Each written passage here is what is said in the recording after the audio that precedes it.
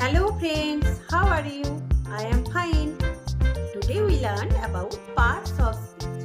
তো আজকে আমরা parts of speech সম্বন্ধে জানব। তো প্রথমেই parts of speech টা কি? Parts মানে কি বলো? Parts মানে অংশ। Speech মানে কোনো কিছু কথা বলা বা লিখছি, কোনো সেন্টেন্স লিখছি। তো এগুলো সবগুলি আলাদা আলাদা নাম আছে। তো সেটাই আমরা একসাথে বলছি parts of speech। তাহলে বাক্যে ব্যবহৃত প্রত্যেকটা শব্দই হচ্ছে পার্টস অফ স্পিচ। তো এরকম পার্টস অফ স্পিচ কটা আছে আমরা দেখে নিই। পার্টস অফ স্পিচ আছে 8টা। কটা? 8। কি কি? Noun, pronoun, verb, adjective, adverb, preposition, conjunction, interjection. তো এরপর আমরা একটু অল্প করে দেখে নিই যে এগুলো কাকে বলে। ঠিক আছে, চলো। তো প্রথমে আমরা কি দেখবো? নাউন। নাউনটা নাউন মানে কি বলো? নাউন মানে হচ্ছে নাম। Noun is a naming word, মানে কোনো কিছুর নাম বোঝায়। সেটা ব্যক্তি হোক, বস্তু হোক, স্থান হোক, যা কিছুর নাম বোঝালে সেটাই হচ্ছে নাউন।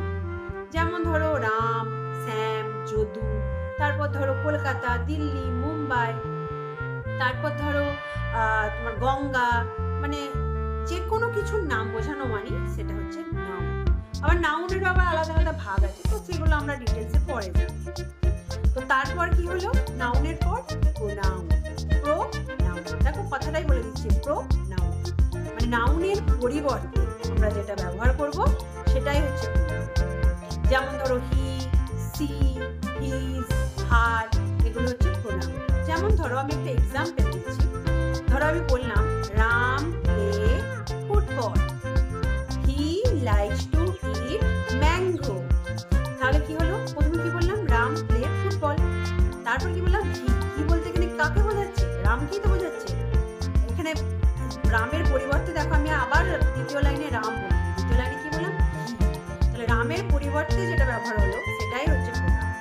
মানে হি মানে তো রামকে ইন্ডিকেট করছে, মানে রিপ্লেসেস এ নাউন। নাউনের পরিবর্তে আমরা ব্যবহার করছি, সেটাই হচ্ছে প্রোনাউন। ঠিক আছে? তারপর কি? তারপর হচ্ছে ভার্ব।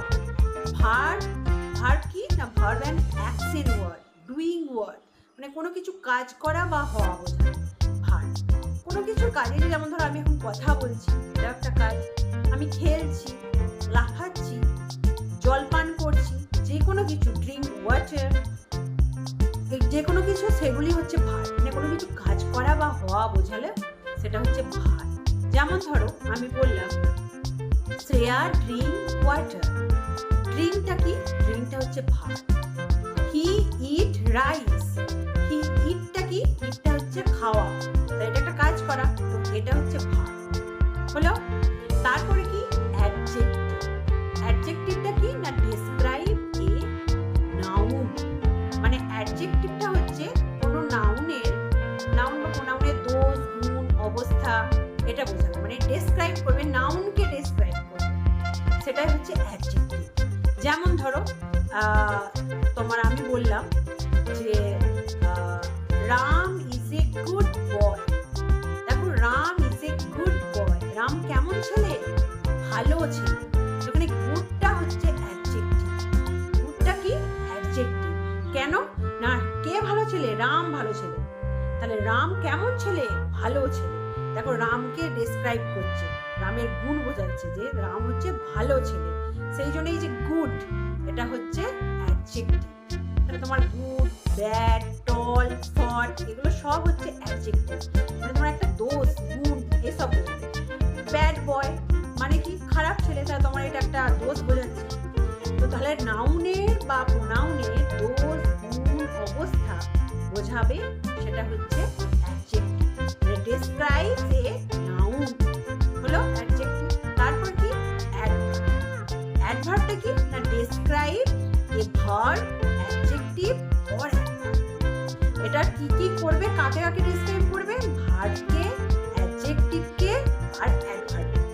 অ্যাডজেক্টিভটা হচ্ছে শুধুমাত্র নাউনকে ডেসক্রাইব করছে, আর অ্যাডভার্ব হচ্ছে অ্যাডজেক্টিভকে ডেসক্রাইব করছে, ভার্বকে ডেসক্রাইব করছে, আর অ্যাডভার্বকে ডেসক্রাইব করছে। মানে কি? যেমন ধরো স্লোলি, ফাস্টলি। তারপর আমি বললাম যে যদু রানস স্লোলি। রানসটা আমরা কি? রানসটা ভার্ব, দৌড়ানো, কাজ করা বোঝাচ্ছে, এটা ভার্ব। এবার কেমন ভাবে দৌড়াচ্ছে, রানস, কেমন ভাবে দৌড়াচ্ছে, স্লোলি, আস্তে আস্তে। মানে এটা হচ্ছে ভার্বকে দেখো ইন্ডিকেট করছে, ভার্বকে ডেসক্রাইব করছে, তাই তো? তাই এটা হচ্ছে স্লোলিটা হচ্ছে অ্যাডভার্ব। ঠিক আছে, তাহলে কেমন ভাবে দৌড়াচ্ছে না স্লোলি দৌড়াচ্ছে, তাহলে এই দৌড়ানোটাকে ভার্বকে ডেসক্রাইব করছে, সেই জন্য এটা হচ্ছে অ্যাডভার্ব। তাই যদি তোমার অ্যাডজেক্টিভ ভার্ব বা অ্যাডভার্বকে ডেসক্রাইব করে সেটাই হচ্ছে অ্যাডভার্ব। তারপর কি প্রিপজিশন। প্রিপজিশনটা কি? প্রি মানে আগে, পজিশন অবস্থা, তার আগের অবস্থা যেটা বোঝাতে সেটা হচ্ছে প্রিপজিশন। কার আগের অবস্থা বোঝাবে? নাউন বা প্রোনাউনের অবস্থা বোঝাবে, সেটাই হচ্ছে প্রিপজিশন। যেমন ধরো এক্সাম্পল দিয়ে কিছু, on, in, out, beside, between. যেমন ধরো আমি বললাম যে the cat on the table. বিড়ালটা কোথায় আছে? The cat on the table, কোথায় আছে? টেবিলের ওপর। এখানে অনটা হচ্ছে প্রিপজিশন, বুঝতে পারলে? তারপর কি প্রিপজিশন হলো, মানে প্রিপজিশন কি হলো? পজিশন বোঝালো, তাই তো? ঠিক আছে, তারপর কি হচ্ছে? তারপর হচ্ছে কনজাংশন। কনজাংশন কি? জয়নিং ওয়ার্ডস, মানে দুটো ওয়ার্ডকে জয়েন্স করবে কনজাংশন। কি কি? যেমন ধরো অ্যান্ড, তারপর বাট, অ্যান্ড বাট, তারপর অর, এগুলো দিয়ে কোনো সেন্টেন্সকে জয়েন করা। এই জয়েন করা এটা হচ্ছে কনজাংশন। যেমন ধরো আমি বললাম যে দীপ প্লে ক্রিকেট উইথ ব্যাট। তারপরের লাইনে আবার বললাম দীপ প্লে ক্রিকেট উইথ বল। এটা এরপর আমি কি করলাম? দুটো বারবার না বলে আমি কি বললাম?